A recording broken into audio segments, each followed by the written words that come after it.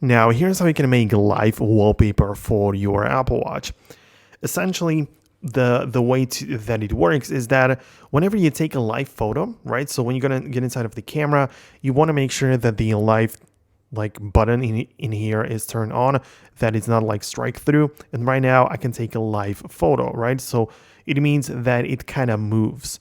So in the Photos app, you can see that this photo is live and I can play it. Obviously nothing happens as my phone is on a tripod, but this is how you can make it.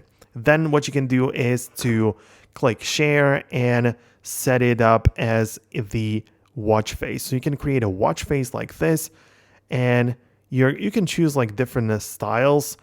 Obviously, this one is not really going to keep it, but when you choose the photos, you can keep it as the live photo, so it should move a little bit.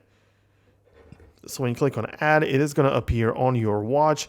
And then when you click it for the first time, there should be a brief moment when it moves, and it is going to be like live animated wallpaper.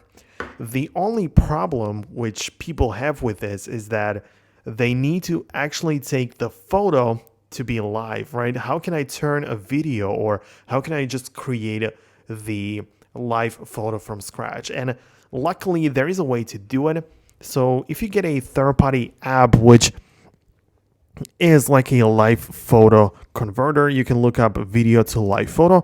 There are plenty of them. I've used a bunch of apps which got down or got deleted, but I believe this one should work fine. Essentially, there are apps out there which let you turn your videos into live photos. So essentially, you can use an app like this one where you just upload a video. There will probably be some ads or ask you for a pro version or something, right? But essentially, you can just pick images and videos and turn them into live photos, and those can be turned into the wallpaper for your Apple Watch. So this is like a general way, or like a general tutorial on how you can do this.